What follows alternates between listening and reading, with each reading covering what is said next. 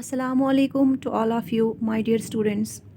As you know, in the last lecture, we started introduction on tissues. That is the first chapter of your biology textbook. अगर आपको याद होगा उस time मैंने बोला कि लिविंग ऑर्गेनिजम्स जो है वो या तो यूनिसेलुलर हो सकते हैं या तो मल्टीसेलुलर. ठीक है, टिश्यू का जो कंसेप्ट है that comes in multicellular organisms and not in unicellular और acellular organisms. As you now know that tissue is an aggregation and interaction of cells, similar cells having same origin and function, right? So in this very chapter we have to focus on plant and animal tissues. Today I am taking plant tissues.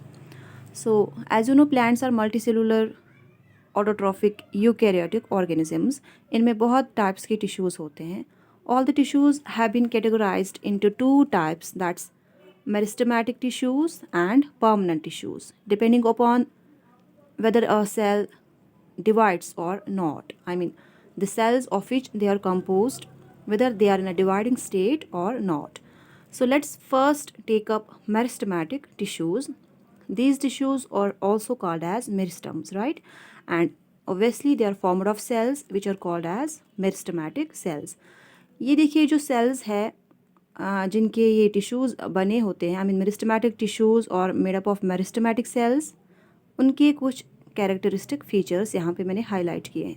First of all इनकी shape पे जाएंगे. They are Oval और polygonal या rectangular आप बोल सकते हैं, जिनके बहुत सारे साइड्स होंगे, दैट्स पॉलीगोनल, राइट? तो आप यहाँ पे देख सकते हो मैंने रेक्टेंगुलर शेप्ड सेल्स बनाई है, मेरिस्टेमेटिक सेल्स. इनकी जो सेल वॉल्स होते हैं, आपको पता है प्लांट सेल्स जो होती है उनमें सेल वॉल्स होते हैं, एनिमल सेल्स में सेल वॉल्स नहीं होते हैं. तो यहाँ की जो सेल वॉल्स है वो थिन होते हैं, they are thin walled, right?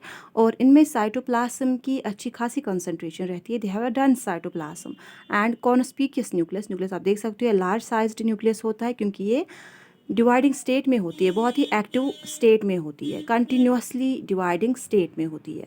इनके बीच में कोई स्पेस नहीं होती है. जैसे आपको पता है intercellular space, that is a space between two cells. आप देख सकते हो यहाँ पे इन दो सेल्स के बीच में एक स्पेस होती है जिसको हम बोलते हैं इंटरसेलुलर स्पेस. ओके, लेकिन यहाँ पे आप देख सकते हो cells are compactly arranged, they lack intercellular space. और ये जो सेल्स होती है लिविंग सेल्स होती है, क्योंकि आपको पता है इनमें साइटोप्लाज्म होता है. जिस सेल में साइटोप्लाज्म होगा, डेंस साइटोप्लाज्म, न्यूक्लियस का साइज लार्ज होगा, वैसी वो सेल्स लिविंग सेल्स होती है. ठीक है, सो ये कुछ कैरेक्टरिस्टिक फीचर्स है मेरिस्टेमेटिक सेल्स की. So now what are meristematic tissues? Meristematic tissues are formed of meristematic cells, those cells which are in a continuous state of division. So tissues which are made up of actively dividing cells are called as meristematic tissues. इनको हम short में meristems भी बोलते हैं. ठीक है, तो अब हम बात करेंगे लोकेशन की. ये कहाँ पे लोकेट होते हैं? Depending upon the location of these meristems, they can be apical meristems, lateral meristems and intercalary meristems, right? So I will focus here on book diagram given on page number 2. यहाँ पे आप देख सकते हो students, यहाँ पे आप देख सकते हो apical meristem. Those meristems are those meristematic tissues which are located at the tip of stems. stem tip पे locate होते हैं apical meristems, या तो root tips पे होते हैं या tips are branches पे. So those meristematic tissues or those meristems which are located at the tip of stem or tip of roots or tips of branches, उनको हम बोलते हैं apical meristems. They help in increasing the height of plant body. Number second type of these tissues, that is the lateral tissues.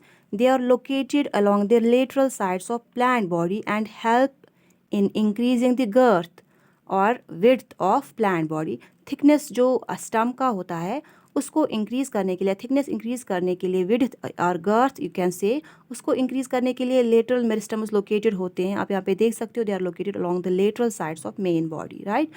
तो next category शायद आपकी book में नहीं लिखा है, इंटरकैलरी मेरिस्टम्स. ठीक है, ये थर्ड कैटेगरी है मेरिस्टेमेटिक टिश्यूज़ की, जिनको हम बोलते हैं intercalary meristems.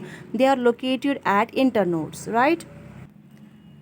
So do you know what's an internode? आप यहाँ पे देख सकते हो जहाँ पे स्टम जो मेन स्टम है जहाँ से ब्रांच निकलती है, लीफ होगा, उसको हम नोड बोलेंगे। जैसे यहाँ पे ये नोड है, राइट, ये भी यहाँ पे नोड है। अब इन दो नोड्स के बीच में जो स्पेस होती है इसको हम इंटर नोड बोलेंगे। सो ये इंटरकैलरी मेरिस्टम्स यहाँ इंटर नोड्स पे होते हैं and they help in increasing the growth और thickness of internodes. Internodes की ग्रोथ के लिए रेस्पॉन्सिबल होते हैं ये intercalary meristems which are located at internodes. So let me quickly repeat. On the basis of location, these meristems are of three types: apical meristems, lateral, and intercalary. Apical meristems are located at the tips of a stem or roots or branches. Intercalary meristems are located at internodes, while lateral meristems are located along the lateral sides of body. So this is all about in today's lecture. Tomorrow, inshallah, we will take up one more tissue, that's permanent tissue. Thank you.